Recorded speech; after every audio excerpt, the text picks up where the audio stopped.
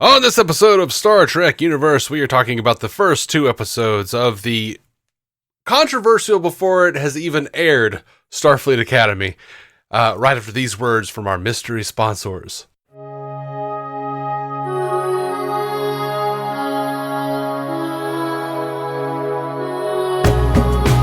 Welcome to Star Trek Universe, the podcast where you get to listen in on two lifelong friends sit and chat about Star Trek like they always do. My name is Matthew Carroll. I am David C. Robertson. What's up, buddy? Hey, man. I'm excited because I'm finally at a place where I'm not so sick that I can't podcast. So, oh, good, man. Yeah. We haven't had a reason to podcast together lately, so I didn't even know you had been that sick. Yeah, it was just hacking, Mm-hmm. I was like, I'm mostly over it. It's just the noises I'm making when I try to speak. That's the problem. Yeah. Yeah. My speaking voice is fine, but I have a cough. And I've mostly been able to keep it off the mic, except for when we're live streaming. I can't do anything about that. Mm-hmm. But just while we're most of our podcasts go out edited, so I edit all the coughs out. But it's annoying. I'm ready to dive right in because I'm excited to talk about this. You said I don't want to get into. Let's just start it out. What did you think of the first two episodes? We've watched two episodes, so we're going to go ahead and talk about both the two premiere episodes of Starfleet Academy. So, spoiler alert. Absolutely. Or I guess maybe no spoilers. Like for anyone who hasn't watched it yet, would you recommend it? What do you think? I say give it a shot. I say give it a shot too. It's good. I say give it a big shot. It might be my favorite Star Trek in a while.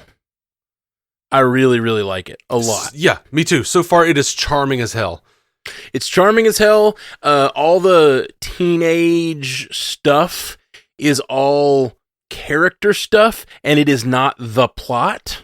You know what I mean? Right. And that is one of my big fears. Even in Harry Potter, right? Mm-hmm. One of the big problems with these shows, and I think when we talk about disco and things like that, where they over-focus on the characters' emotional experiences and stuff, my big problems, and it's my big fear with this show, is, okay, you're dealing with galactic stakes, mm-hmm. and a character is so focused on their own emotional anxiety or whatever, that they lose focus. Like that becomes, the episode becomes about that. And so far we've only got two episodes, but even though it's full of that stuff, it's got all those character moments. Yeah. But they're all they also understand the context in which they live. And they also understand, like, there are galactic stakes in, like, both episodes or whatever. Yeah. Well, I guess galactic stakes in one, and in one it's like life or death. And they have all kinds of breakdowns and emotional responses and teenager type things, but they all are subservient to the bigger picture. They all understand the bigger picture, and the teachers are calling them out when they overfocus on themselves. And it's like, that is what it would be to be like a teenager learning to work in the academy, you know? And I just think it's great. It's hitting on all cylinders for me. And the reason I brought up Harry Potter a second ago is I think one of the reasons Harry Potter works is because even though it is full of teenager BS, you know, and like Harry's always like in his own internal thoughts, which is a thing we all go through, the story is about Voldemort, you know, like that's the thing. It keeps focus on the big stakes while going through the emotions. The emotions are the thing to overcome and to live through and to learn to live with while you're doing the important work of the story, you know? Yeah. Absolutely. I mostly agree with what you said. I don't think they had as many, teen angst, emotional breakdown moments as it even sounded like you were saying they did. Like, it was all very subdued. Well, that's what I mean. It's like when it happens, there are teachers there to call them out for it. Yeah. And that's what I love. Like, it happened, like, people would be like, oh no. And there's an episode where the lady is like, I don't know all their names yet, but the number one is stabbed through almost her heart, which is in her side, the Jem'Hadar. Mm-hmm. And she's laying on a like gurney, stabbed, and they're having emotional breakdowns, and she's like, or like, emotional, not even breakdowns. Like the one character, the holographic character, she's like freaking out. Her name's Sam. But in like Sam. Okay. She's freaking out, but in like a overly positive way. Like she can't stop babbling. And she's like, listen, you need to focus and like stop babbling because I need less cheeriness if I'm going to die right now. Like that's a thing that old grizzled, not even grizzled, just an old experienced officer would tell a young cadet, and the young cadet can be forgiven for being a babbly, giddy idiot. Yeah. But the teacher's got to shut him down when it's time, you know? Yeah. And by the way, I love Sam's, okay, I was not looking forward to Sam's character based on the trailers. So far, I like her just fine, and I really enjoy her with the Doctor. Yeah. So she's like, as my mentor, and he's like, no. Well, it's almost, he was annoyed as soon as she mentioned she was a holographic student. Yep. Like, he does not want, I think he feels like he is not, he wrote that whole book, Photons Be Free, back in Voyager, and I think he has this, like, she looks at him as someone who's a pioneer of the civil rights of holograms. Yeah.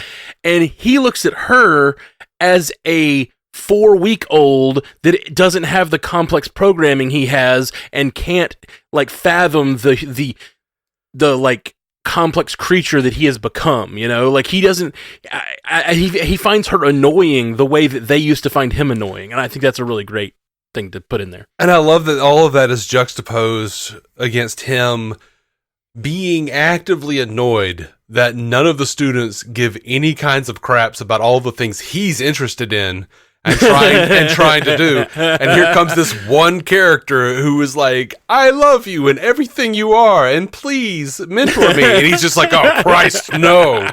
He's such a snob. Yeah, and he always has been. It's perfect. Absolutely. It's a perfect evolution of that character. And she's just like rattling. I love the Prodigy name drops, by the way. Right, Captain Gwendolyn. Yeah, and or Gwendala. Yeah, and Gwendala. But he's such a dick. He's just like, I want everyone to revere me, except for when they do, and then it's like, ew, no. It's very much that, like, it feels like an old vaudevillian sort of like, I wouldn't be a member of a club that would have me, sort of. Yeah, like. And as you know, I relate to that greatly. Like, yeah, absolutely. I'm like, why aren't more people listening to the podcast? And then when people write in, I'm like, oh, why are you talking to me? I'm like, don't look up to me. That's Dave. That's Dave, all right. Yeah, dude, I am absolutely loving this show. Another thing that really sold me, like, I really, you talked about it being controversial, and I almost asked up top, like, what's the controversy? But I think the main controversy, there's two big things. Yeah. The fact that it spun off of Disco, which it had its own issues, and the fact that it's Hogwarts in space. And I think those two things have been like, do we really want this? But they have done so much to make it work. I've been saying for years how much I want Star Trek to move forward and not be in the past. The way I think Star Trek could work from now on, I am happy if they jump right here and this is the new world Star Trek exists in, and we deal with these problems of the 30th century or whatever. Like, this is great. I love it. I say, like, I'd love a legacy show. That'd be great. But, like, whatever. I say keep going back and telling, like, prestige stories about other little time periods like we've seen, like Picard. Give us a Geordie LaForge show. Give us a whatever.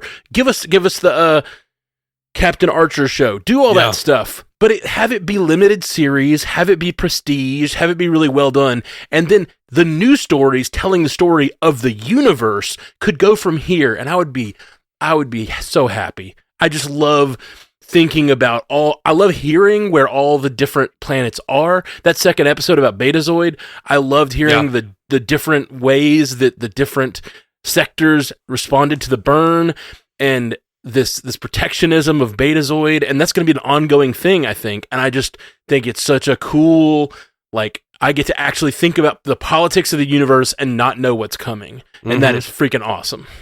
Yeah, and I did like how much time they gave to the conversation of whether or not they'll join again. Like, I felt like it was a little fast, but also I was considering the fact that they were empaths, and that as they pointed out in the episode, their technology is going to fail them within a decade, and they need the Federation as much as the Federation needs them. And also, they're Betazoids. They can sense the intentions of the people who they're negotiating with. So they know that they have the best intentions at heart. So, just I'm already anticipating blowback on that, but I feel like because there was a small kickback in my head where I was like, this seems a little fast. You know what? No, I think I don't agree. I don't agree. I think it's what delegations do. They go to these big events and they do like a 3-day event. It's like that's very common in this kind of negotiations. We've seen it a million times on Star Trek, but also in like, you know, the actual history where you go there, you sign some sort of treaty, and like, yes, he came. I think they were right. He came to say no. Yeah, but then. God, I'm gonna get emotional. I love this show. I cried multiple times during the first episode, particularly. But I'm gonna cry talking about the episode. I freaking loved that the Federation. We've always kind of joked about how Earth-centric the Federation is. You know, like there's no reason for it to be. I mean, except for that they were one of the founding members, but they were one of like the 5 founding members. Like it didn't have to be on Earth, and especially the Academy and their center of power do not have to be on Earth. Yeah, and I think it's a really cool thing to make that step, and it's a huge poker chip to play.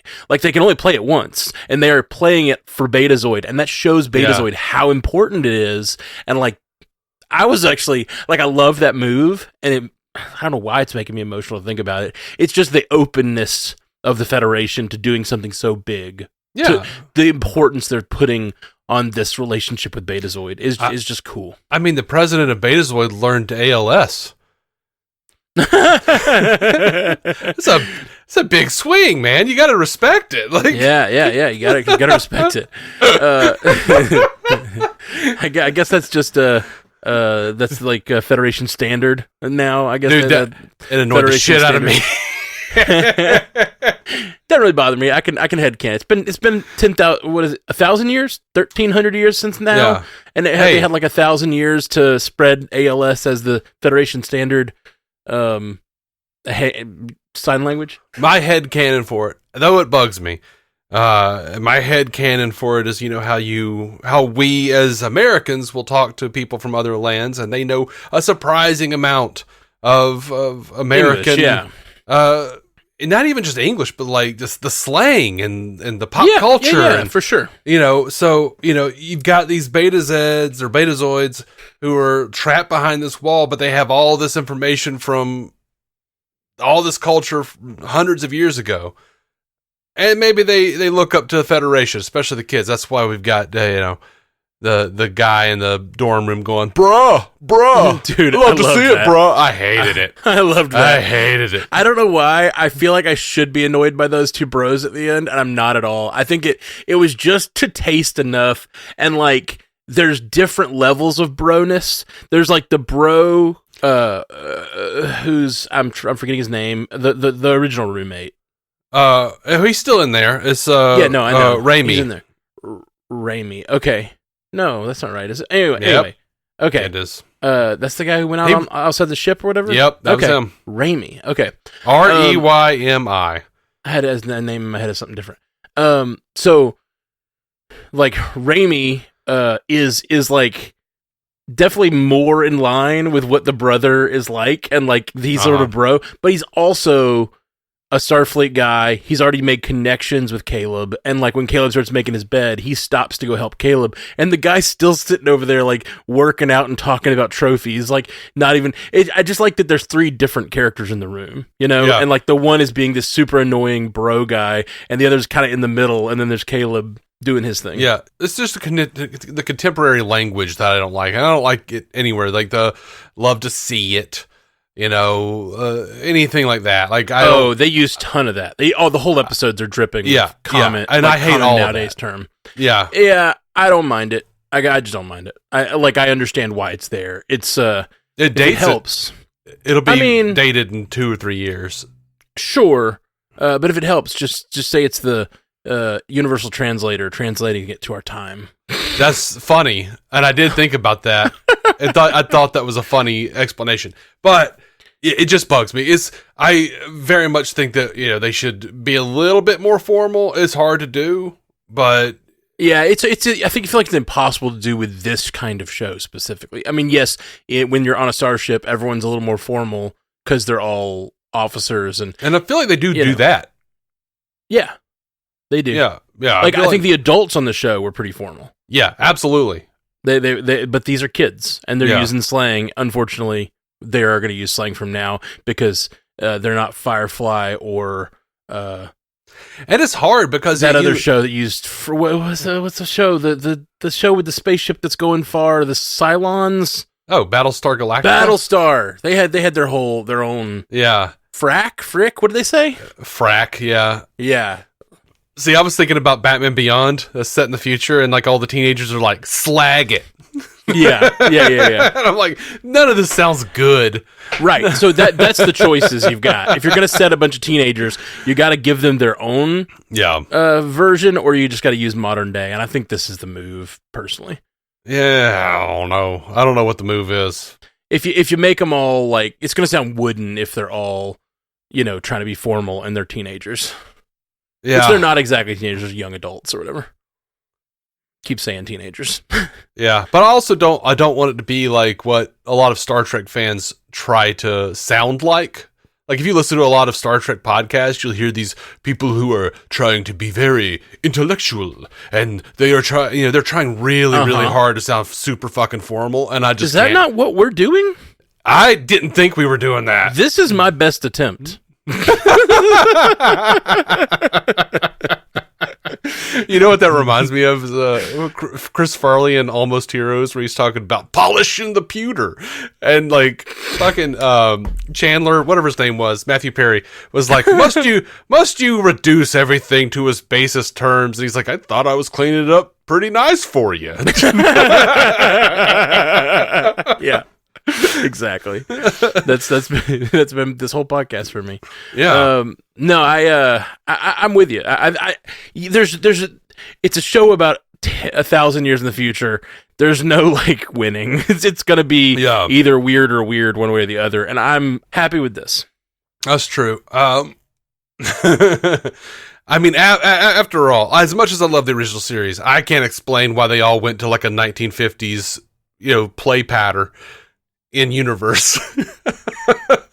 Play patter? What is that? Like the transatlantic, like early television and like Broadway play patter. Oh, like, yeah. Let me tell you something, doctor. Because, they're all like doing that no accent voice. It's weird. Yeah, for sure. And that's the thing about Star Trek Forever is it's going to have to live in the time that it's being made, and it's going to be dated. So is the original series. So is the next generation. They're all dated in their own ways, but like, you got to capture what's happening now, and I think the show is doing a really good job. The other thing I mentioned how I thought it was nice that they keep snapping people back to getting out of their heads and being Starfleet, But the other thing that really grounded this show for me is Holly Hunter. Her character, this is the thing that got me emotional through the whole first episode, from the very beginning all the way through, is her care for this kid and her regret for the decision she made and her desire to save this kid and her like, crying, motherly energy that she's trying to expel. And there's a beautiful scene where she has come to find him in this prison cell. This like, interrogation room, and she gets him unchained, and she has come to save the like 8-year-old that she like lost, Yeah. And then he comes over to her and stands over her, and he is so much bigger than her. Yeah. And it's imposing. Like his arms are huge, and he's like leaning over her like in an intentionally imposing manner at one point. Yeah. And she is standing there small and just like doing her best to embrace him with this like maternal energy that she's trying to throw out because she lost her own kid and all this stuff is going through her head, and she's trying to embrace him, but like, it's just so visually beautiful. It's visually arresting to see this, like, I don't even know. Like, he's 6 foot something, and she's like 5 foot nothing, and he's standing over her, and he's strong, and she is trying through force of will to still mother him. And it's really, really a powerful scene. And she does look, to me, she it came off like she looked like she was shackled by her own guilt. Oh, for sure. For what happened. Like, for sure. Holly Hunter's killing it. Absolutely. I kind of think everybody is, though. I completely agree. The thing I want to say about Holly Hunter, and I didn't get there because that scene distracted me, is that her motivation to build these children into the people they're supposed to be and to guide them and to be a motherly figure to them is a grounding force for the show.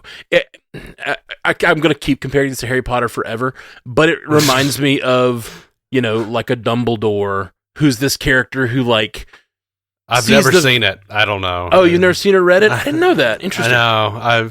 He's the headmaster. He's this character. I kind of know that. Well, it's just that the idea that, like, she cares...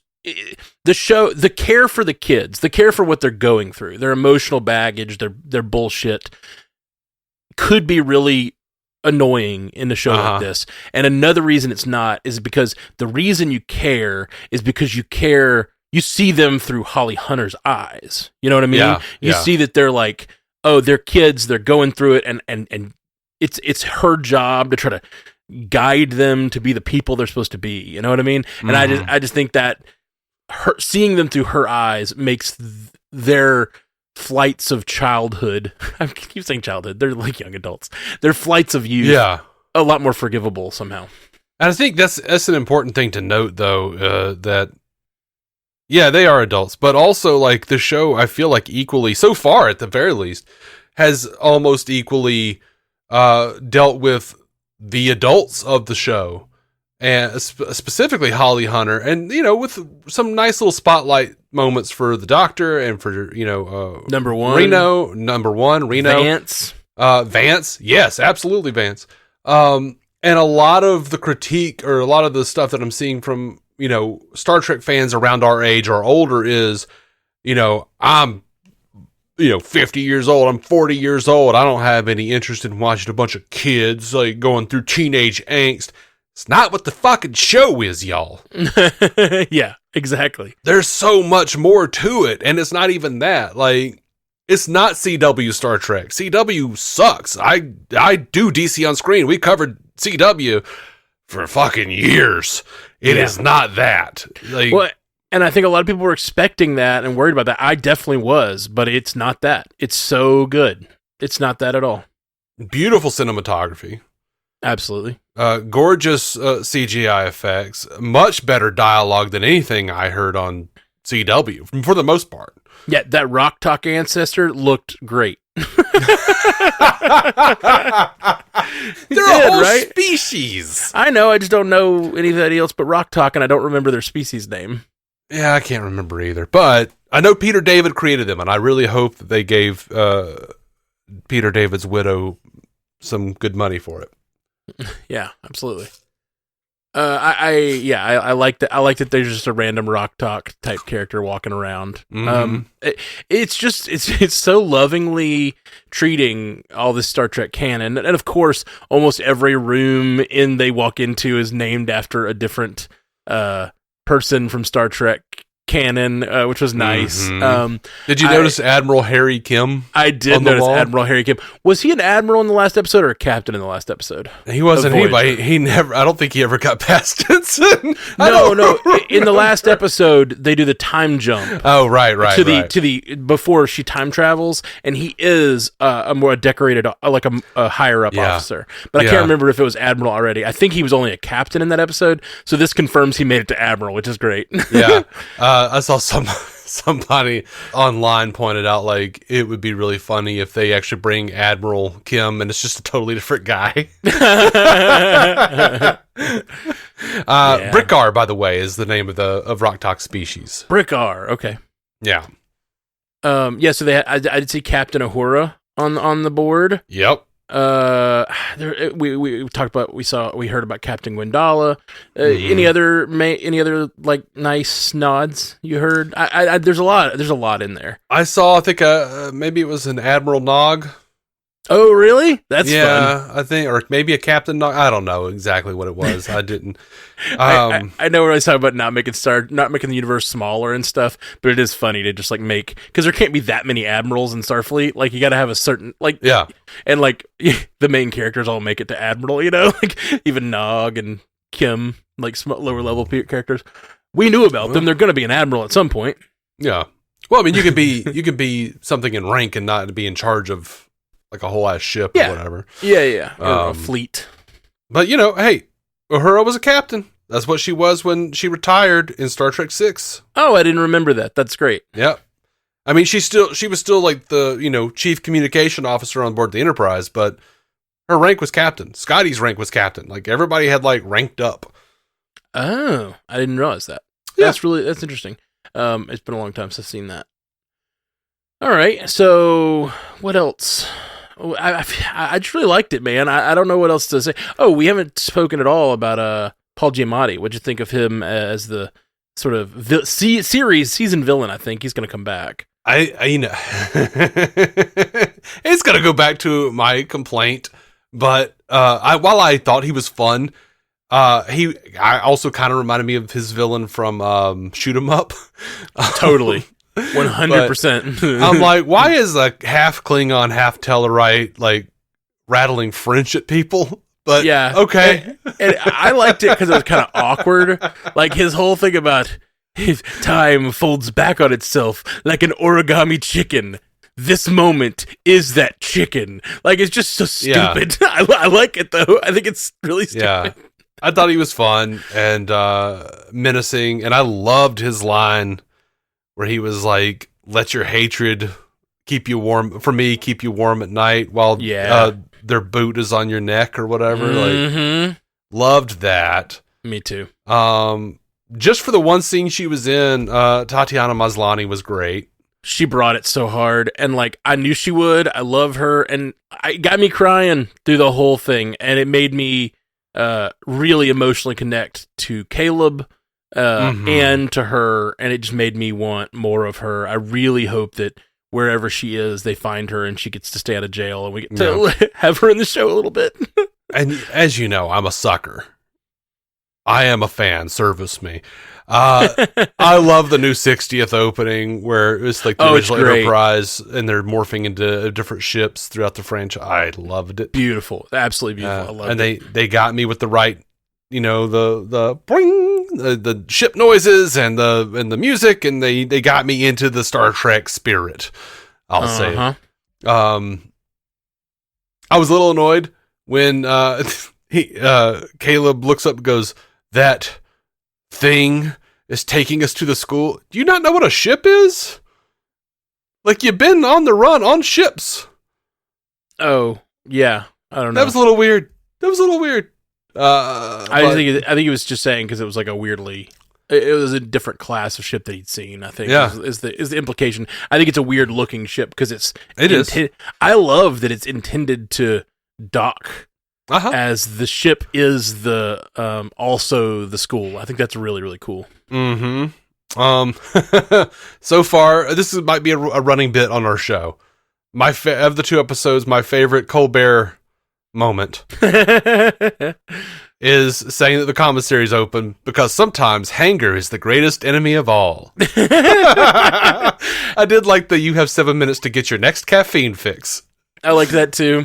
I like what they're doing with it, but I am distracted by Colbert so far. I hope it settles in my brain and I get used to it, but I just watched so much Colbert in my life for 20 years, and hearing him in the background giving the little updates distracts me. Yeah.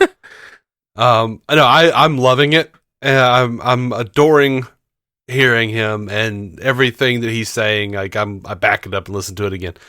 I did that a couple of times. Wait, what did he just say? I am in love with the Doctor being on the show, as we've already discussed. He said there's a line in there. He says tricorder, medical tricorder. That is a line from Voyager. Is it the first episode? Maybe. I think it's the first know. episode. That is an early line from Voyager, and I don't know if it's like one of his first, because like I think they were referencing a previous line that he said that line before. Yeah, I loved it though. Favorite Doctor line though: vanilla mucus is not my jam. Yeah. And she's like, please stop having this conversation with me. I don't want to talk to you about this. I would do almost anything for this conversation to end. He's like, okay, your wish is my command, Captain. But for now, or something. There's a great moment with Holly Hunter where she's talking to Caleb in her office or whatever, and he I can't remember what he says, but then he just in this like little mic drop moment, he just goes, dismissed. And she's like, you can't dismiss yourself. So the last moment of the episode, I think it's really cute. And it made me think about it, which I appreciated, having to think about what it means. She gives him an apple, and he bites into it. Yes. And I'm assuming it's an apple this time. Yeah. Which I loved. It's just really nice. It's two stories at once. It's him learning to trust, because he knows now he might bite in, and it might be a spice apple or whatever. Yeah. And so he like holds it, and he bites in. So he's choosing to trust her. That's a big deal. And just choosing to trust in general, but it's also he's choosing to trust her when she says he can have an apple. Like it's him following directions and not just grabbing an apple off her desk. So like it's a great couplet of those two stories converging. And it was a nice moment because it, absolutely earlier when he just grabs the apple and bites into it, it is painful. And it is not the apple he thought it was going to be, the kind of apple he thought it was going to be. It was some fire fruit or something. Yeah. Yeah, all of that was pretty good. I really liked that. And as soon as he did that, I was like, oh, there's going to be a nice scene at the end where she gives him an apple, and it's going to be real. It's going to be. I did not see it coming.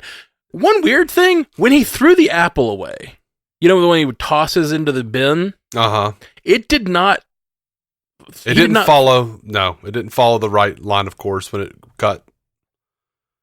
Oh, I think it seemed like they almost CGI'd the apple in. Like, it moves too slowly across the room. Like, I felt like for a second he had telepathy or telekinesis. Like, like the way he threw the apple, it just didn't look right at all. And I was trying to figure out what was going on. Maybe it was just the cut. Yeah, to me, it was like he threw it and it didn't. Then it cut to a wide shot and it was a much higher arc than it would appear that he could have made from the cut that they had. Maybe that's why it felt weird. I don't know. It just felt weird. It was like it was not right. And I think it might have been a CGI apple, which is weird.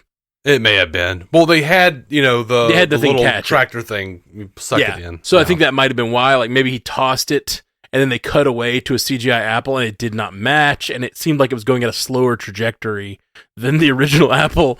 That was stupid. And it makes me like, come on, guys. I guess like that's the hard part. You can make CGI worlds all day, but it's the combination. What makes things look cheap a lot of times is like the combination of the real world and the CGI world and making those mesh well. Yeah. I thought the transporter haircut was funny. Gee, that was great. Because he was like, "Oh yeah, you're gonna have to cut your hair." No way, no way is that gonna happen. You're gonna have to wear a uniform. I'm not wearing a uniform. And then just the transporter, like, motherfucker, like what? Yeah. I like the intercomfort settings, and she's messing with her chair so much. And speaking of the chair, I feel like this is going to be a controversial. There are going to be a lot of people mad about this, which is just funny. The way she's sitting in the captain's chair. I love the way she sits in her captain's chair. That's exactly how I use every chair. I mean, I'm not small enough to use them like Holly Hunter's using them, but I definitely sit sideways, sit whatever way it is to get comfortable, And there's been a lot of blowback about her having glasses. Even Elon Musk commented on it. Of course, he had to say some shit about the overweight first officer lady. Idiot. Yeah. And a bunch of Star Trek quote unquote fans are latching on to that. And the joke is there's no Ozempic in the future. I'm like, yeah, I mean, there wasn't for Scotty either. Fuck off. Yeah. Or they're going to find out the Ozempic is killing us all. Or they just don't, or it's like the Picard situation. Like, why would you not have hair? Because they don't care anymore. Like, it's not. Yeah, it's not the thing. It's not the thing. It's not the important thing. So, I love the first officer. Her name's Thok. And I thought she was a lot of fun. I love when she like yelled at the girl and the girl ran. She's like, I can always spot the runners.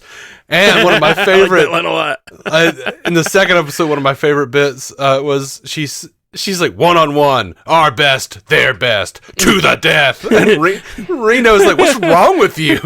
Sometimes it just saves time. So but yeah, good. I love Holly Hunter's got the glasses. It as they've discussed on Strange New Worlds, her kind, like Palia, they live so long they hold on to physical objects because it grounds them and helps remind them of their past. And I like that. She's reading an antique book with a pair of antique glasses.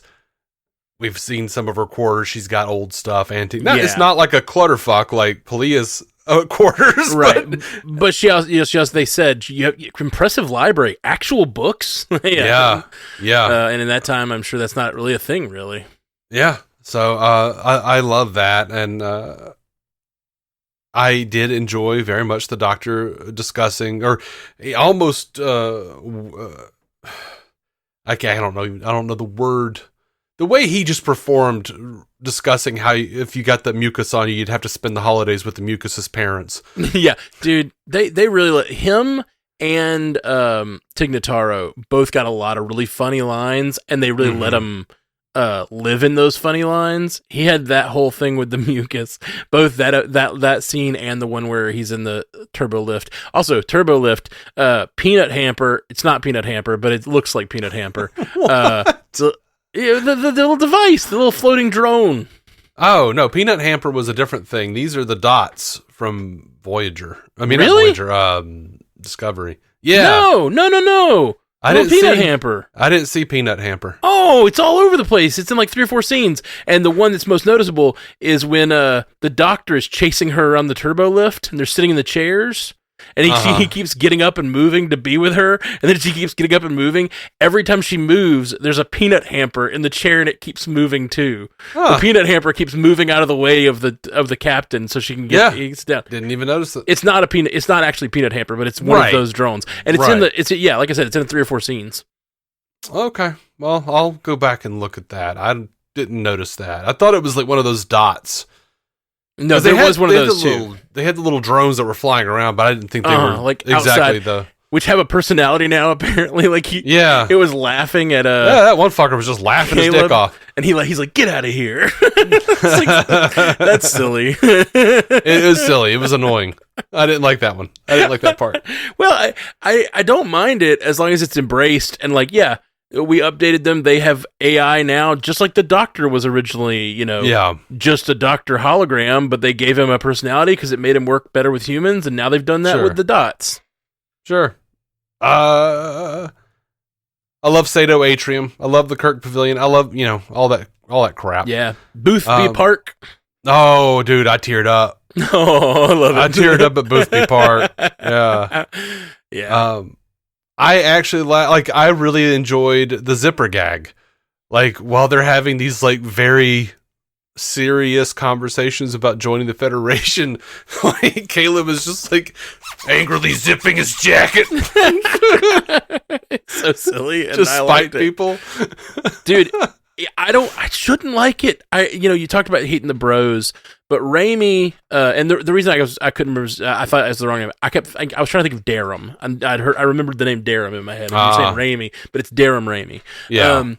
I really love the alpha male bullshit they're getting into. I don't know why they're doing it well. They just are executing that very tropey plotline well, and I can tell from the very beginning they're still going to be good officers together. Yeah. They're gonna not like each other, but they're gonna get put in situations like in this first episode where they're having to save the number one, where they have to work together and they learn to respect each other. And I think it's really, I like the relationship. And like even lines that are so dripping with alpha male bullshit that I just thought I really liked. Like maybe just because the actors delivered them well, but I loved when he was like, "Oh, you're his attack dog," and he went, "Bow wow." Like it was good. It was good. I was like, I'm on board. And then he's like, he says something like, "I'm the first Kyosian," I forget what, Kyson, something like that, in Starfleet. And he's like, "What are you?" And he's like, "You ever done anything first in your life?" He's like, "I'm about to be the first person in Starfleet to make a Kyosian cry." I did laugh at that line. It was good. And another thing about him, I think he's kind of dumb. Raimi. I think that Caleb has all the reason in the world to have a chip on his shoulder, and I think Raimi is a privileged kid who doesn't have all the reason in the world, but still has one. I want to quote Hamilton here. There's that line about like kind of Hamilton versus Burr. Do you like Hamilton? Do you watch Hamilton? Have you never seen it? Oh, it's good. But the whole concept is Burr is very privileged. Hamilton's not. Hamilton has everything to prove because he's never had anything. Burr has everything to prove because he comes from things that he has everything to prove about. And it gives them very similar stories, but very different motivations. And I think those are similar characters there. But I really liked when number one is giving them all orders and she's trying to save her own life. She's like, "You get the, set the telemetry to blah, blah, blah. You scan for, like do all these complicated science technobabble bullshit. Cadet Raimi, get me something to bite." I just thought that was like her assessment of their skill level as cadets. And like it was such a subtle burn that I really liked it. But he saved the day, dude. Yeah. Oh, it was so good. Yeah. It was so good when you realize that I don't know the name of the species. I don't remember. It's too early. I'm not going to remember. Yeah. I didn't write everything down. I assume a lot of these species that we're seeing, obviously a lot of the species we're seeing are from previous episodes. I just don't remember that one. I don't remember him being around. Okay. I don't remember anything like him. There were certain things like that I thought would be a reference, but like this Gideon S. Turner character who had a hall named after him. Yeah. I couldn't find any record of him outside of this episode. Well, no, that's the joke, though. That's what was so good about that bit. Yeah. Is I was wondering if he was from a previous episode, and then I realized he probably wasn't. Partially because that was the whole joke they were doing, where they were bouncing back and forth, making all this lore about Turner, and he's not. They don't know anything about him, and neither do we. And I think it was highlighting the fact that, like, okay, guys, we can't name every room after a captain from a show. Like, this guy is Turner, and they don't know anything about him, so they make up their own lore. And I thought that was really fun. Yeah, well, as soon as I heard it, I was looking it up, so I wasn't even giving the show a chance to do anything with it. Yeah, I'm curious. The species Kyonian. Love that there's just so much lore to explore. A non-extinct, non-corporeal species. Physical being, an extinct corporeal species. Interesting. Yeah, this doesn't have... Oh, no, I'm sorry. This is Koinonian. Yeah, I don't know what you're talking about. Sorry, that's a different... Yeah, that's totally species. Different. Never mind. I was trying to look to see if there was if they had a history on Star Trek, but I guess not. That's crazy. And the Kyonian doesn't even have a thing on Memory Alpha yet. It's so new. That's crazy. So one of my favorite bits was, as much as I hated the bro and that character who was like the president's son or whatever, the Betazoid son. Yeah. Like, one of the things I really liked was like the whole time, like he goes into a whole spiel at the end where he's like, oh, all of my trophies are in my mind. And he's like naming off like stupid trophies he's got for like making his bed or whatever it was. Or being to some place on time. But at some point he says that he's like, I just like destroy things just by touching them. I don't know. And then he like breaks that guy's stuff. He's like, that was my grandmother's. He's like, that's so crazy. I was talking about it and I did it. You got to witness it. That was crazy. It's so funny. It's really good. I really liked Asshole 1 to Asshole 2. That was fun. It's good because I don't know. There's just this like it's a budding relationship that we've seen on screen before. The two guys who are too macho for their own good, and they butt heads, but like they also have to learn to work together. It reminds me of Top Gun, like where you got what is it, Maverick and the guy who Val Kilmer plays. They're like complete. Iceman. Yeah, they don't like each other for the first like big chunk of the movie, but then they have to actually like go to work, and they're like, yeah, of course, we're going to work. You know, my mind was like, who's Goose? Somebody's Goose. Oh, Goose is the guy who Dr. Green from ER. Yeah, what is his name? You know his name, Anthony Edwards. I know because you loved ER back in the day. I loved ER. Yeah, I remember you talking about Anthony Edwards. He was also Gilbert on Revenge of the Nerds. That's true. Yeah. But yeah, ER was the shit, man. So good. So good. Yeah. I mean, hey, that's where I was first introduced to Alex Kingston, who went on to play River Song on Doctor Who. Oh. She was his wife on that show. I remember. Let's see. I just got random lines here. Oh, this one was good. And terrible at the same time. This is one of the lines that is going to burn this show for the rest of its existence. Do you know what I'm talking about? Oh, no, I don't think so. Discovery is undergoing refit. Oh. Yeah.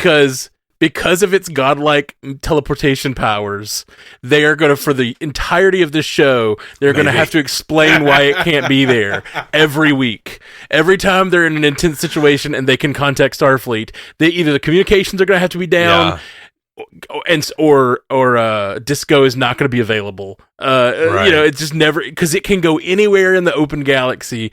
Like they need to destroy that ship to make this show not have to say that every episode.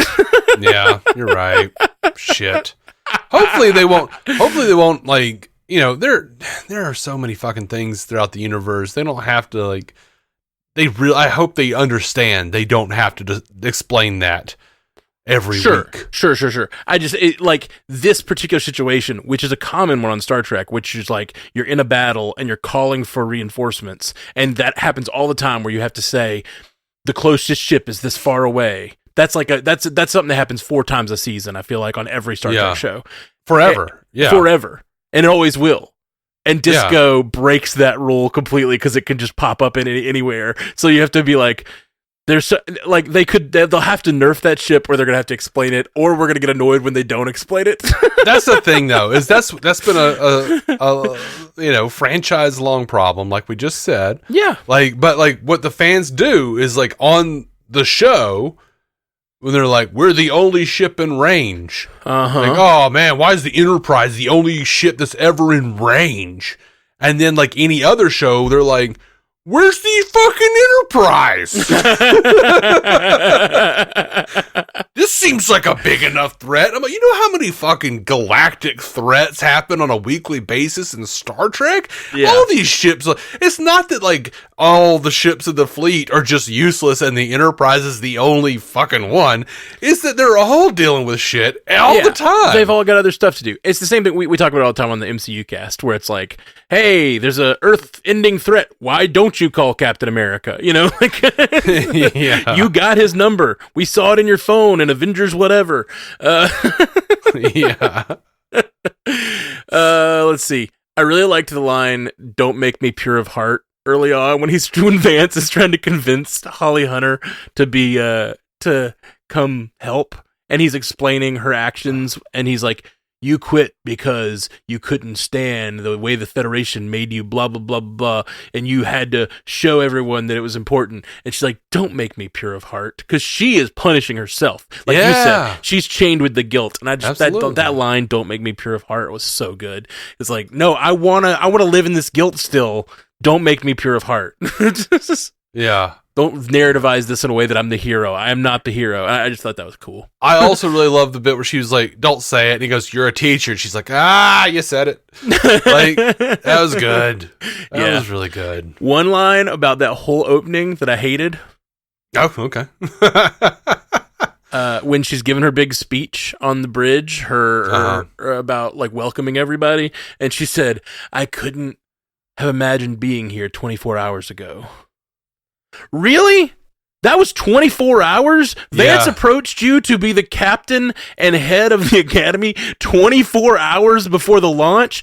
And they didn't mention that in the conversation? Like, hey, Captain blah, blah, blah had a heart attack and had to drop out. We need someone fast. Like, it would have explained why they went outside the Federation to find someone. Like, that 24-hour line. They could have said 3 weeks. Like, if you told me 2 weeks ago. Like, that, fine. 24 hours makes no sense for her to get that conversation with him, travel to find Caleb, get him from the Thononians or whatever their name was, and like convince them through a treaty to get like that whole 24-hour bullshit. It's silly. Well, here's the thing: is like I don't know that like he came to her 24 hours ago. Like, I don't remember her agreeing immediately. Well, sure, she had to at least agree before she went to get Caleb or whatever. Yeah. Right, I don't know. It just, the whole thing, it just didn't need to be 24 hours. And I felt like... Also, is it 24 of our hours? Yeah, new Federation standard is Betazoid hours or whatever. Yeah. Yeah. There are 83 hours in a day. I don't know. No, it's still 24 hours. If you go to 83 hours in a day, that means every hour is 33 minutes long or whatever. Yeah, you're right. Or 20 minutes long. There are 2 hours in a day. There you go. So it's been 24 hours, which means, thank you. That made it work. Right. Speaking of friendship, they didn't deal with it almost at all in the second episode, but I really liked the budding friendship between him and the Klingon too. Yeah. Jaden. And I love Jaden. Just the idea of a Klingon, we had Worf, who wanted to be he's the first Klingon in the Federation, but still he wanted to live up to all the ways of his people, all the, and that line where she says, why do you flee from battle? Why don't you want to die in glorious battle? Because she's a Jem'Hadar. She has that culture too. And he's like, because I want to find valor in life. And like, ooh, that's good. That's good. Like twisting the philosophy of the Klingons to be like, no, I am my own man, and I love that. Just a different Klingon, one desiring to separate from his people and do his own thing, but still having a sense of honor and valor. And that line where he speaks to Caleb in Klingon and says, a warrior does not let his friend face danger alone. And it made me, I freaking teared up in that line. And I don't know. It just got me. I liked it a lot. I'm not sure I teared up at any point. I teared up so many points. Aside from the fact that I'm old and my eyes just water. When they're not burning dry and I have to put clear eyes in. I liked the line, guys who die heroically are a big turnoff for me. That was fun. It was good. Genesis is a fun character. I like Genesis. She's great. And I don't know that, I feel like I haven't gotten to know her that well yet, except for as this sort of like, she's smart and capable, very capable, because she's been I was wondering if she was like Vance's daughter or something. She said she's an admiral's daughter, and we don't know who her dad is yet. Interesting. Or mother. Yeah. So look, I know we're in the future and everything's like possibly more progressive. Like it's a little difficult because like we're in like the 32nd century after like a really shitty, set of events have happened. Yeah. So a lot of people are more xenophobic. Who knows how, conservative these people are. I'm sure every culture is going to be different. Otherwise, they're not going to be able to have any conflict for the show. I think it's interesting that the president of Betazoid finds his daughter with this Starfleet guy, and they're about to make out very clearly. Mm-hmm. And he's like, come with me. This is bullshit, And then the next day, he's like, well, I've decided to let you see my daughter's titties in this dress. Come gosh. It was just this is weird. That didn't bother me at all. I don't think he was necessary. Given Betazoid culture, it would be weird if he was actually mad about the sexual nature of the situation. I think he was just mad that they sent her off with a criminal and then they couldn't find her. So I think they was mad at that. Like they have naked weddings. You're right. Yeah, they have naked weddings. They're very open sexually. Troy and her mom, like they're very. Yeah, I don't think the culture of betas, unless they've changed. But it did seem like I think anyone watching this show that doesn't know that context would look at that scene and say he's mad because they're about to kiss. But I think it's just he's mad because they're hiding. They're like gotten away or whatever. Yeah. By the way, that actress, real Rachel Weisz thing going on. I thought. Oh, I did find her incredibly beautiful, and now I know why. Yeah, because I saw her, and at first I was like, Rachel Weisz? Like, I thought that was like an older lady who was hanging out. De-aged Rachel Weisz? I didn't even think it was de-aged, because if you've seen Rachel Weisz, she doesn't even look like she's aged at all. But I disagree with that. I'm not saying she looks old, but I think she looks her age. Like, if you see her in Black Widow or whatever, I think she looks like Scarlett Johansson's mom or whatever. Okay. Yeah, she looks older, but she's gorgeous. I am not a guy who really had big crushes on celebrities growing up. Like, I thought people were attractive, but like crushes. Sure. Rachel Weisz was my one. Like the Mummy. Oh, like, I know. I thought she was so beautiful. Yeah. I literally sat here and was like, oh, Matt's gonna love her. Yeah, I did. I thought she was beautiful. She's also very young, and I didn't really like perv out on her or anything. But I was like, wow, she is beautiful, and I am totally convinced that Caleb would be like completely. I'm gonna get their conversation is so cute when she's like, you're trying to make a decision, and he's like, no, I know what I want. And she's like, you're literally on a fence. Like, that was fun. It was well freaking written. A lot of times the pilot of a show is well written, and the rest of the show is kind of like, meh. I think the second episode was really, really well written, and I'm really excited for the rest of it. By the way, did you catch Tawny Newsome in the show? Mm-mm. It said she was a guest star in the first episode. I'm wondering if she was in makeup or something, like an alien species. I don't know. It said she was guest starring. It said Robert Picardo guest starring and Tawny Newsome guest starring at the end of the cast. Yeah, I didn't see her. Yeah, I think we weren't supposed to. I think was she singing with the doctor? Was she the one in like all the big makeup? That would totally make sense. Singing with the doctor, and she looks different enough that you're never going to think she's Mariner. You know. Good Lord. Yeah, I am weirdly excited. I don't know how to feel, especially after these 2 episodes, though, because I did enjoy them so much. Because like they have touted this now. The 5th episode of the show is going to be the quote unquote Cisco episode. Oh, I thought it was cool that they talked about an air of Cisco in this episode. Did they? Yeah, I didn't hit that. Yeah. The city was named San Francisco. Oh, fuck off.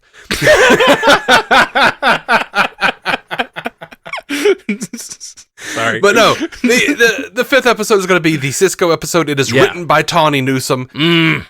Give it to me in my veins. She got permission from Avery Brooks to use his audio, some old audio from DS9's history, and it's been described as hilarious and cannon rattling. Yeah. Dude, I'm nothing but excited. I am so freaking excited. This show has got me back in a way that, like, I have not been back in a while. I feel like for Star Trek, I am so in. And we were worried about it. And I think I got a lot more comfortable. We had a podcast like a few months ago where we were talking about the show, and we looked at who the writers were, and I realized, oh, these aren't the Disco writers. I always assumed it's a spinoff of Discovery. It's going to be very Discovery-like. I just figured they were transplanting the writers over. Yeah, me too. Did not do that. I like Disco. I don't hate Disco, but it is not what I want from Star Trek, really. And this show, like, it doesn't do the thing I've been talking about this whole episode of this podcast, where whatever their personal emotional struggles are, often take precedent over the galactic ending threat, and it makes me so annoyed. And they're not even teenagers, but it feels like, you know.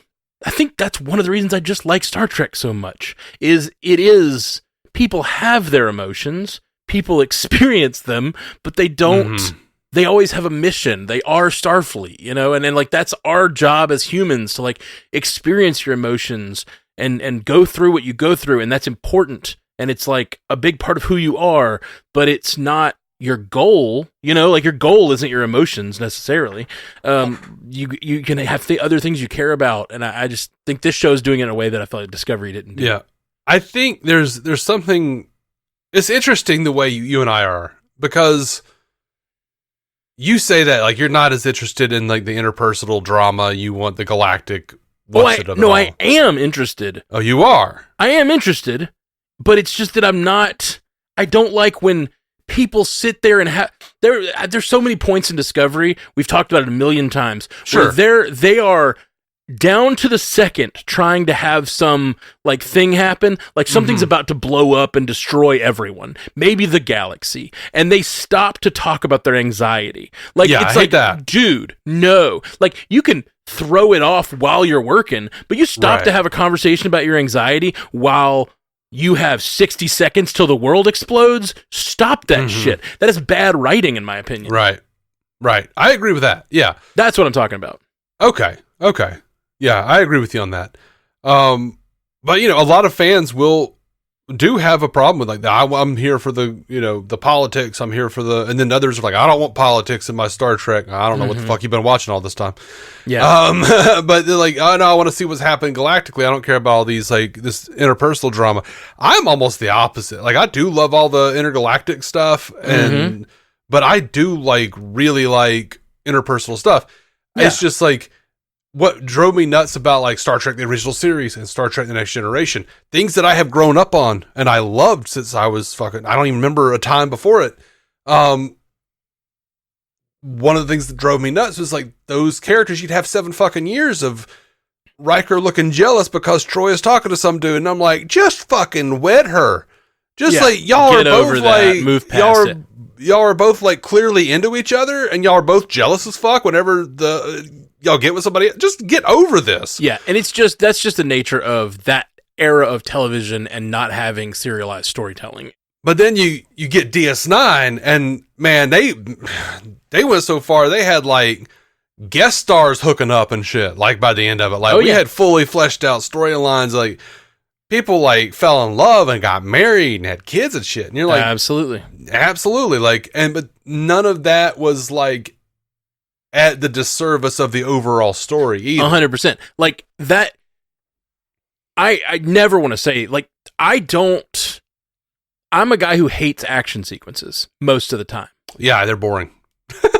Unless to me, they're in service of the stakes, of the personal stakes to the person. I think it's Story. I want to say it's the book Story, like Robert McKee or whatever. Yeah.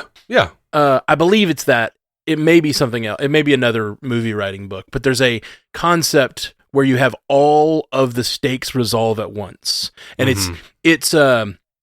and there's 3 levels of stakes. There's personal stakes, internal stakes, external stakes, and philosophical stakes. And if you can write in a way that all 3 of those can be solved with one action, one moment, that is when we as audience members feel. Like that is when we feel catharsis.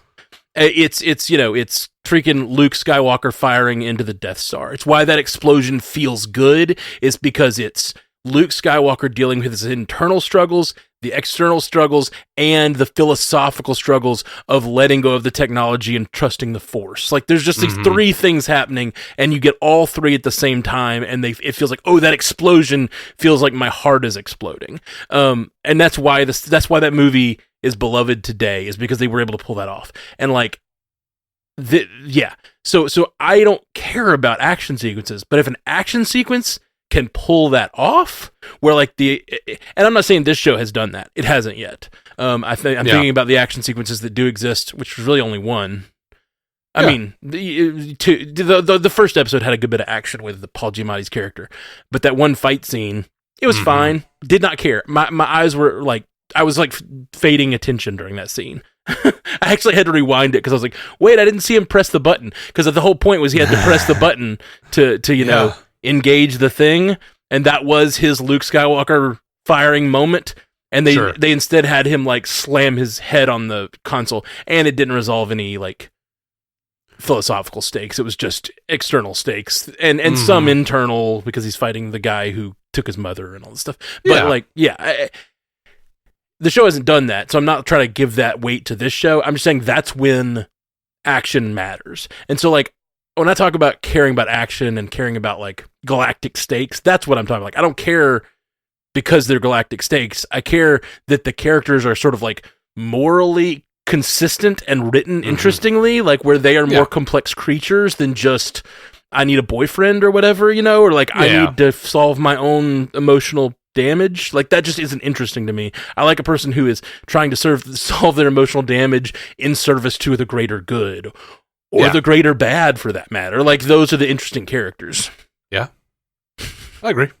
Oh, I like they called Caleb a space. Darum called Caleb a space rat, which I thought felt like a Aladdin reference. It did. I totally felt like that.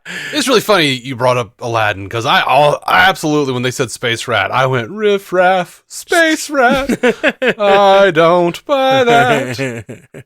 Yeah, if only they'd look closer. That is the relationship that I would expect if you described this show to me. The relationship between Darum and Caleb would be my least interesting relationship, and I am finding it so charming and good, and I'm really excited to see more of them. I don't know. I don't like Darren very much right now, but I'm all right. Oh, we'll see. It's going to be one of those things where the bully winds up being like some fucking charming piece of shit that we all come to love. Yep, he's the Steve Harrington of the show. I don't know about that now, but. Yeah, no, I can't. He doesn't have that beautiful hair. Yeah. You watch Stranger Things?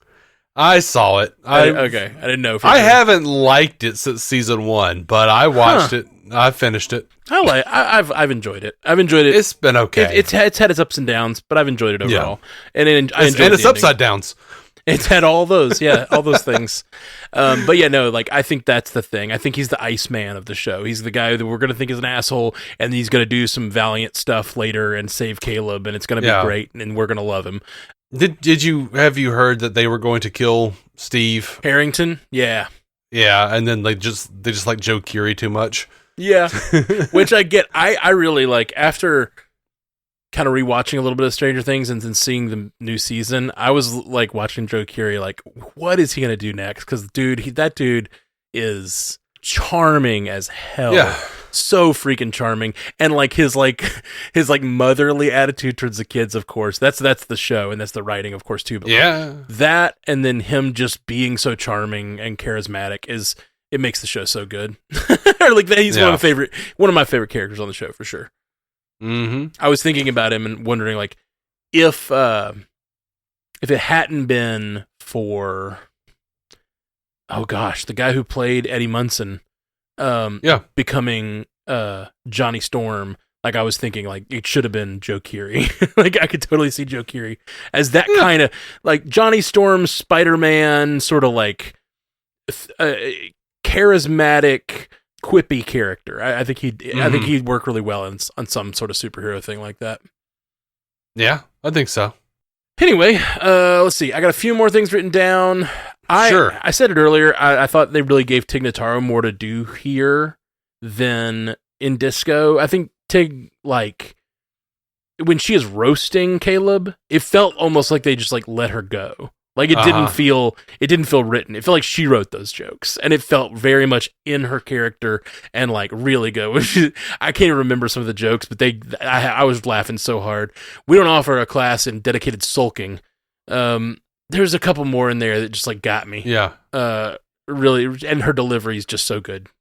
And I think she's going to continue to be a really funny character. Yeah, I always enjoy her. Oh, you were speaking of the Betazoids and their hang-ups or non-hang-ups. I thought it was really cool that the brother expressly didn't have a hang-up, because I think that's a toxic trait to be like, don't mess with my sister. Yeah. And I just thought that it was really cute that the brother, she's like, he smiles a lot. And he's like, he smiles a lot at you. Go get him. Go get him. Right. But then he did do it a bit when in the room, he's like, dude, don't talk to me about my sister. No, he just said, I don't talk to people about my sister. Yeah. But he doesn't mind if he pursues his sister. He gave him the bracelet. Like, he's happy for them to be together. But he's like, dude, it's creepy. I don't want to talk about my sister's love life. Like, you do that. Don't come to me for information about my sister. That's weird. Like, I don't think that's toxic. I think that's the different thing. Yeah, I just like that they put the barrier there. I thought it was funny they did put something of a barrier there. Yeah. And speaking of her though, I thought it was, I can't remember what she said. Whatever her long ass title was because of her tooth jewel. But it was very, very, very indicative of, or reminiscent of Lwaxana's daughter of the fifth house, holder of the sacred chalice of Rix, and heir to the holy rings of Beta Z. Oh, yeah, I didn't know that. You know, her whole title that she always spieled out every time. Nice. No, I don't remember her title. That's great. Yeah, so that was fun. It's interesting she said she feels things more than other Betazoids. I'm like, yeah, you do, girl. Take it all. And she also said she could hurt people. And we know we've seen Troy like use her mind powers to fight telepathically, and like so that was just interesting. It was interesting, and I think we will see her again. She's part of the War College, so they're fighting along. They're like learning alongside each other. Also interesting that she decided the War College. I don't think of a Betazoid wanting to go to War College, but why not? There's no reason not to. Literally, when he says she went to the War College, I went, ooh. Yeah, she's spicy. Okay. Okay. Yeah, I'm excited to see more of them. Absolutely. And my least favorite line in the whole show, and I wish I could give the whole context. I only wrote down the line because I thought it was maybe the worst line in the episode. Other than the 24 hours wasn't as bad. This line was worse because I felt like there was no reason for this line. So you know when a character needs to say the line that gets the other character to realize the thing they have to do, and you got to write that scene in a way that line makes sense for both characters. And like Caleb and Holly Hunter are having some conversation. And she says something about physics. You're a genius. Yeah. Well, she says something about physics. And then he, apropos of nothing, says, you know, in physics, there's always something you can build. Which had nothing to do with what they were talking about. And it meant nothing in relation to their conversation. And it's just a thing about physics that he wanted to say. And it triggered her to think about building the their center of power in Betazoid. Like, it made sense for her. It made no sense for him to say that. I just remember the line. What did he say? What did it make sense? How did it make sense? Wasn't that the place where she came in and she was talking to him about how she wants to build something with him? That's what she said first. She said something about wanting to build something with him. It may have just been an awkward place in the conversation. I did not think that the line made any sense from his perspective. Just like, it just seemed like a weird, generic line to say to trigger the change in the other character. You know what I mean? I don't know. It just I think there was context. Okay. I think there was context. They were talking about quantum physics or something. Yeah. And then she had come in and said something because that was like directly after they caught him with that girl. And then she was like, she said something about wanting to build something with him. Yeah. And there was a through line. There may have been. I still think the line is bad. I just think the line feels it feels overly written. It feels like it's written to trigger the response instead of like come from his character. Or there's reasons he would say that, but like you'd have to set them up better or something. I don't know. We've only seen these episodes once, so and I may be wrong. It was a weird line to me as well, but also I didn't feel like it was so weird that I really wanted to call it out. I just felt like I wanted to move on. That makes any sense. Like, totally. It didn't, like, I thought the first two episodes were good enough that I was like, you know what, I'm going to give it to him. Oh, there's so few negatives. We've been talking for a long time now, and like, there were a couple negatives, but like mostly very small stuff. Overall, this is some of my favorite Star Trek I've seen in a while. I mean, like, I really like Strange New Worlds. I almost said Stranger New Worlds.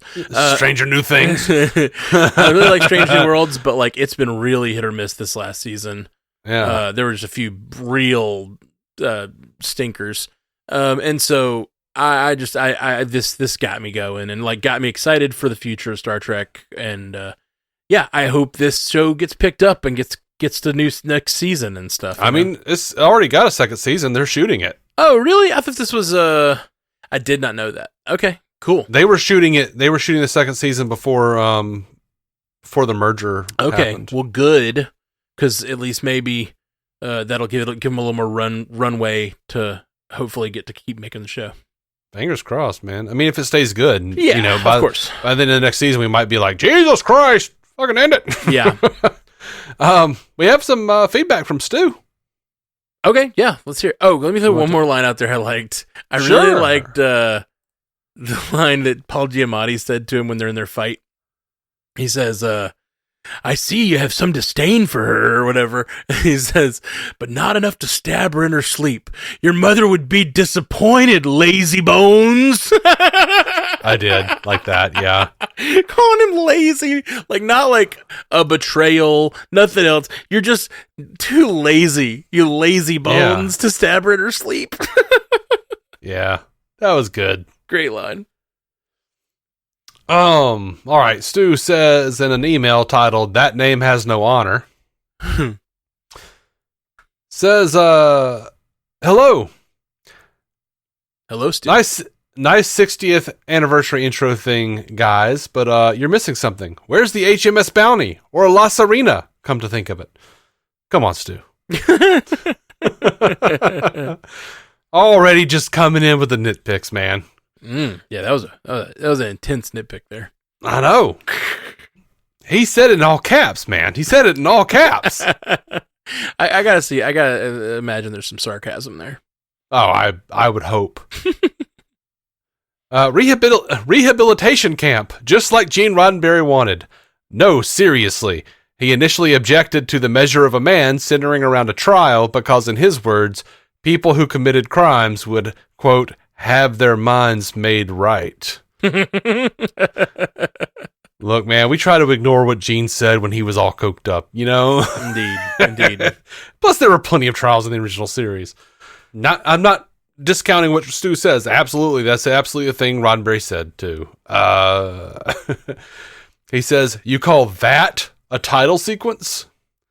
Well, this is still on the Kids These Days section, so there's no title sequence yet. I think the title sequence came in for the second episode, and I thought it was gorgeous, and I liked the music, and I also loved the imagery of the flowers blooming like young cadets, and then flying off into the world or out into the universe. I liked all of that imagery. And by the way, I do want to bring this up. I love that they have all these like trees and shit on the ship. It looks like some of the old artwork for Star Trek Phase 2 that they never got around to making. Like, if you go back and look at some of the old Star Trek books, like... You know, it also looked like... it looked like Starfleet Command from that, like, Star Trek MMO they did. And like that, the rooms, so they had the glass rooms that you could walk in and out of and kind of see all the way around. It looked a lot like the Starfleet Command from that, and I was wondering if they used some inspiration there too. Interesting. Yeah, I mean, I liked it. No. Anyway, Caleb qualifies for the program for, quote, low-level offenders.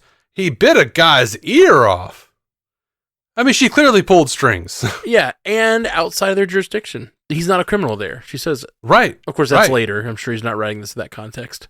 Yeah, but also, like, we know that Vance was involved in separating this mother and child, and she was too. I'm sure they pulled some strings to get him where he was. They even, like, bring it up in the second episode. They feel guilt for what's happened to him. For sure. Stu says, Jaden? Come on. Seriously. Really now? I don't know what's wrong with that name. I guess maybe because it's just a real name. Like, I mean, they're using it like a Klingon, like Jaden, but it's just Jaden.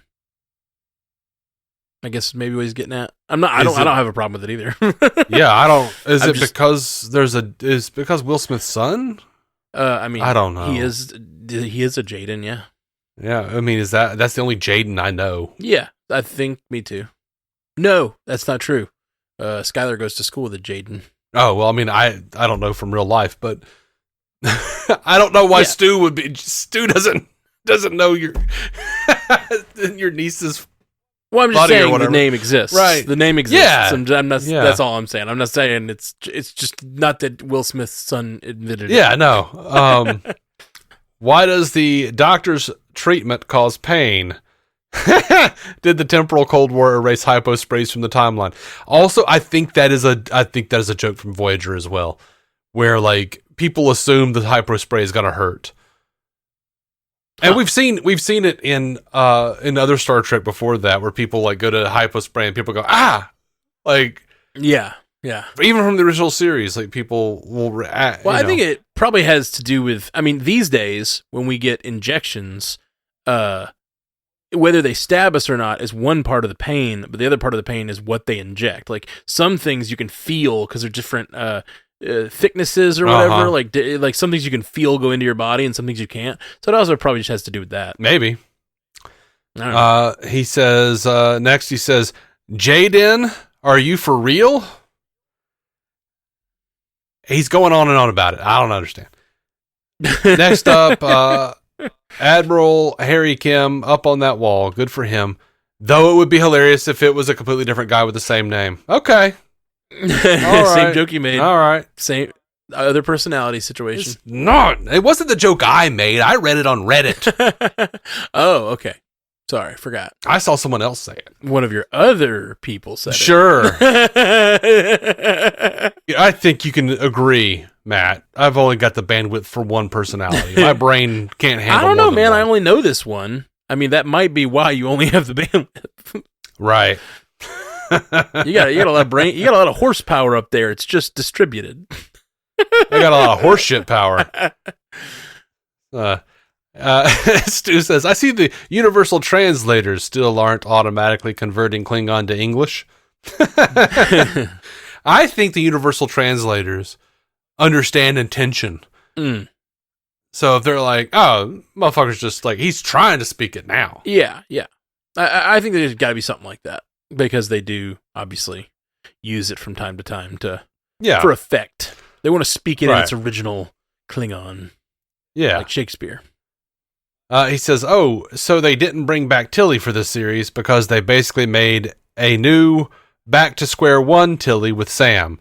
Also at 4 months old, she better not be involved in any romantic storylines. Well, why not? There's Kess, who was only 3, but under a terrible toxic relationship with Neelix.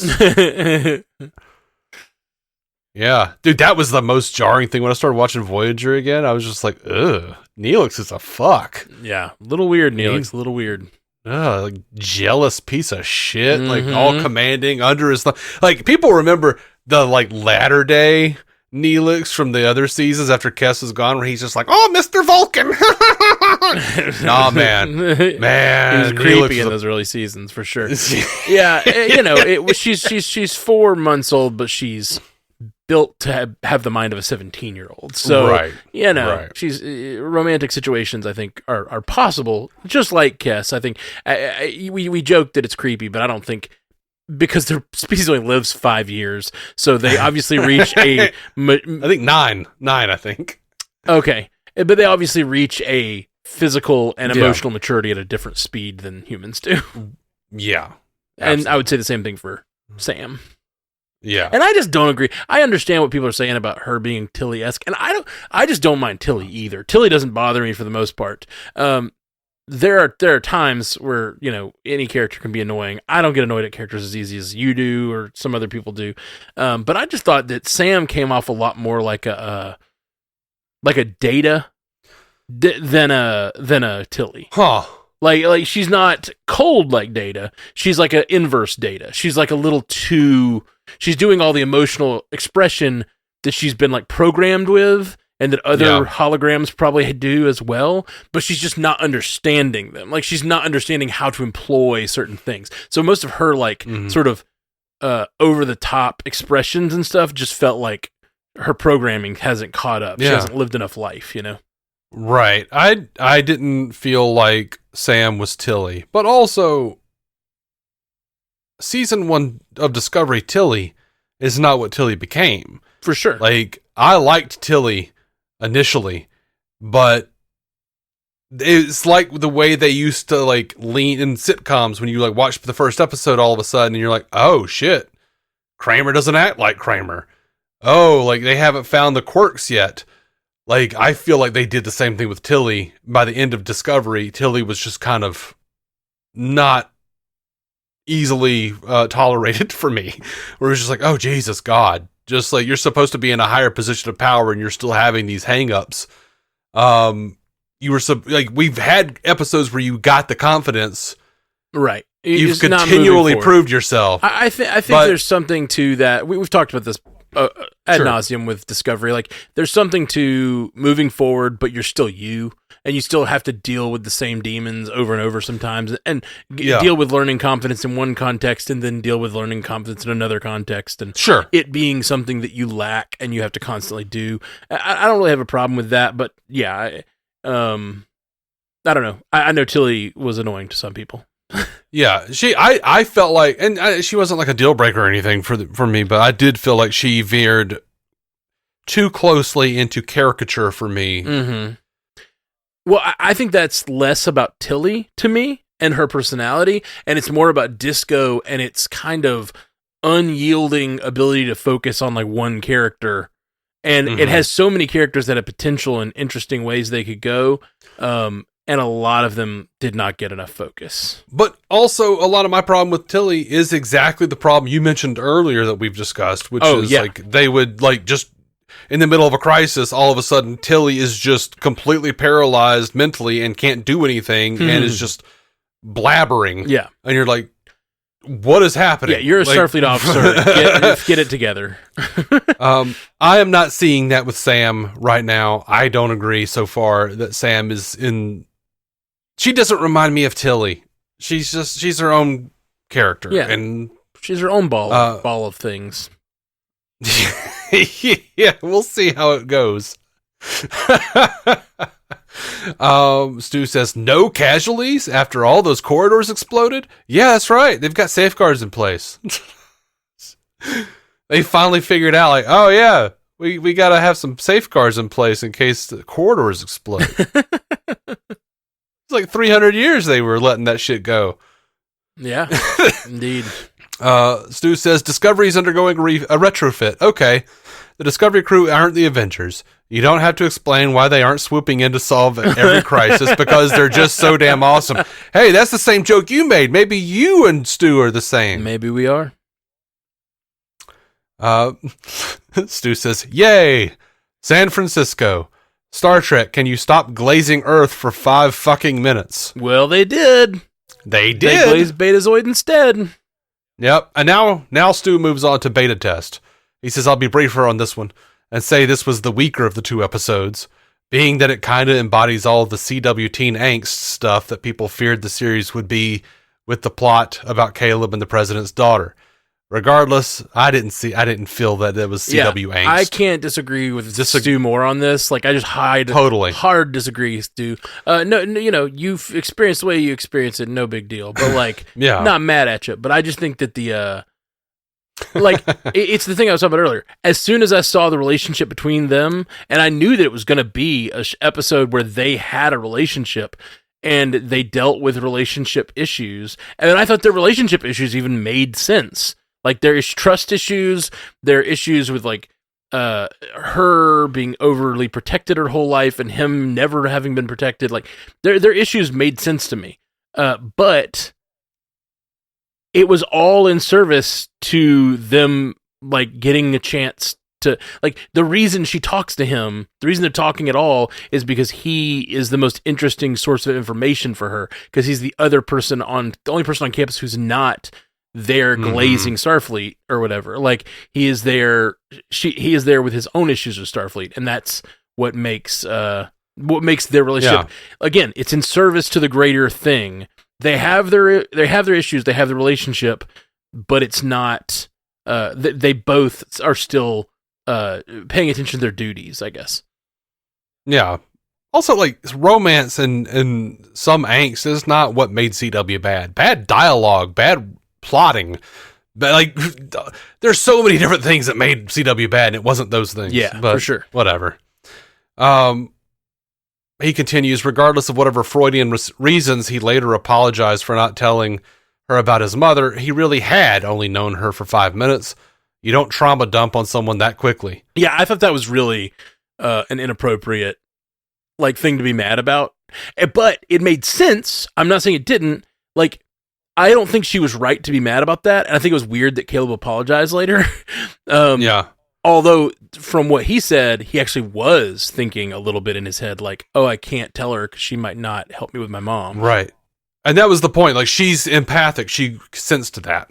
To say because of that, her people are used to sensing what each other are feeling. So people aren't as closed off. Yeah, she says it over and over, like, why aren't you more direct with me?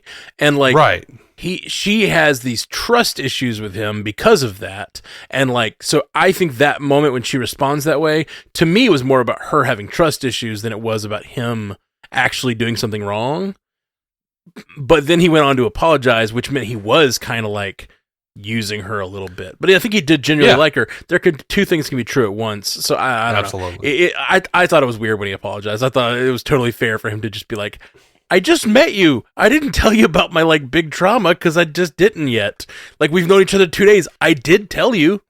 Like, it wasn't like she caught him in the trauma. That would be the other thing. If she had just like found out about his mom and then realized like why he was doing it all. But he also was very honest up front about like, I'm trying to find out this thing that's important to me. And she offered to help. It's not like he was like, hey, can I borrow that? It'd be one thing if he like, been a real street rat about it and stole her little badge and scanned it in. But no, she offered. Like, it was the whole thing. The actual thing they're fighting over is not realistic, and it was dumb. But the reasons they're having that fight felt very character driven to me. But a lot of times, even as a full blown adult in my 40s. If you step back from a fight you're having, a lot of times you realize it's not even a realistic. Oh, for sure. It's almost never about the thing you're fighting about. It's about the thing behind the thing.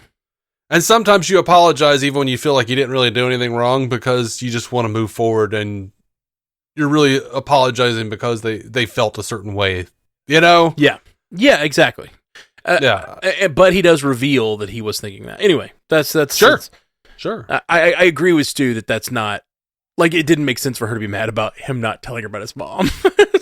Right. Why didn't you tell me about everything in your life? Yeah. Stu also says, it's also ridiculous that they settled the negotiations with the Betazoids during this 2-day interaction. We've discussed that. Yeah, we discussed that. I don't think it was that ridiculous. He says, overall, the show is not bad so far. It has scope and a good budget, it seems, and clearly wants to get into stuff about this era of the franchise that Discovery weirdly dropped after season 3. The cast are mostly good to great. Holly Hunter and Giamatti are excellent gets. Picardo's great to see, and the rest are doing a good job, though I think tone is a bit of an issue. The show feels way too cute at times, especially considering how the first scene of the pilot was pretty dark. Everyone is a quipster. They also really lean on making Caleb suffer comedically a lot in the second outing. Also worry there may be too many characters that we need. Than we need. I kind of hate that.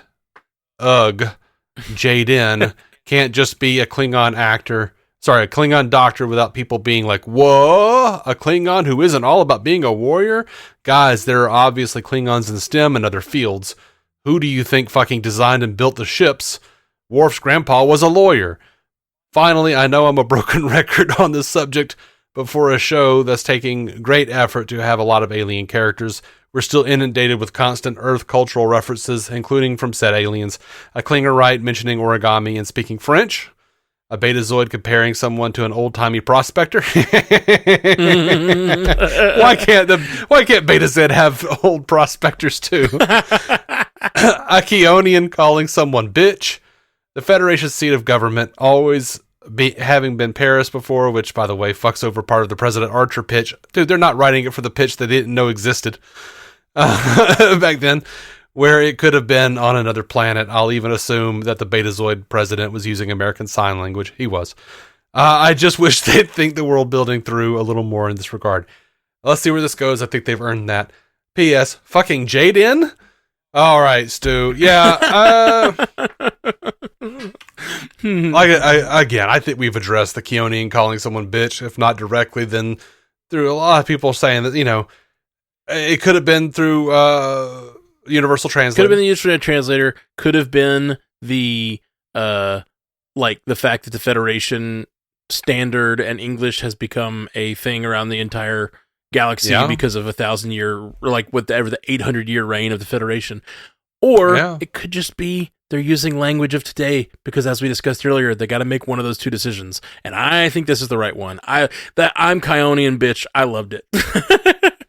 I go back and forth. I know. I think it's used a little too much, but we only used it once, right? No. Oh, no, he said I'm Kionian bitch, and then he she later said you're Kionian. You're Kionian bitch. Yeah. So I don't know, because I do feel like I don't like it when they step outside of sort of a timeless dialogue, but then I also am among those who cheered when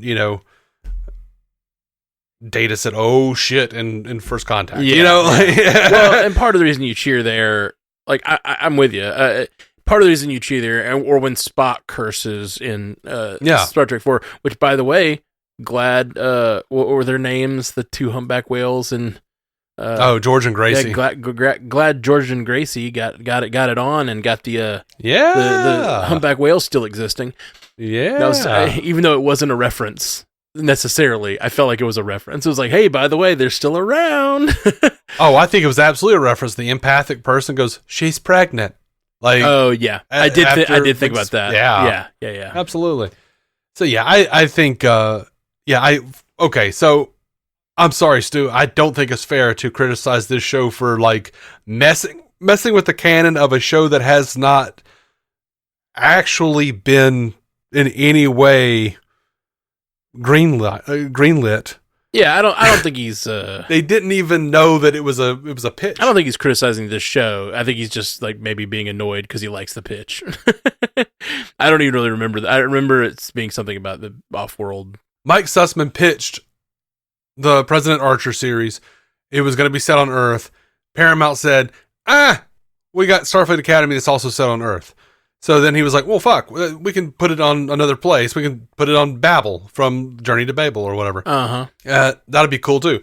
But if they do that, then it having always been in Paris doesn't work. Yeah, that's fair. Here. My brain almost said, well, they set it up in Betazoid. He could just be on Betazoid. And then I was like, oh, right, 1,000 years. Right. So, yeah, I don't think it matters. I think it's fine. Hopefully we get the Star Trek United and they can fix that little piece of it. They can be in Paris. It doesn't matter. Yeah, for sure. If they do enough different with it. Yeah, I think so too. And this show is set on Earth for now, but it's also going to be a lot in space, and the ship is the getting out there. I understand why you don't want it is Star Trek. It's known for Brave New Worlds going, and you don't want to necessarily Strange New Worlds. Sorry, whatever. Strange New Worlds. But you don't want to just set everything on one planet. But I think it. Depending on when they do it, if they're doing it as a short-term prestige thing, in the time period, and if they could have some travel in it, I don't think setting something on Earth is a problem. Oh, no, man. Now that you say it, I wouldn't mind an Aldous Huxley-inspired Star Trek. A Federation world that has, fucking, I don't know, people taking soma and everyone's bred to do certain engineered jobs, Yeah. Engineered to do jobs. Aldous Huxley's Brave New World, right? I know of it. I don't really know it. Okay. That's what it made me think of, is just Brave New World. Yeah, I forget. Tedious novel. Tedious. Yeah, I used to know it more what it's about, but I don't really remember.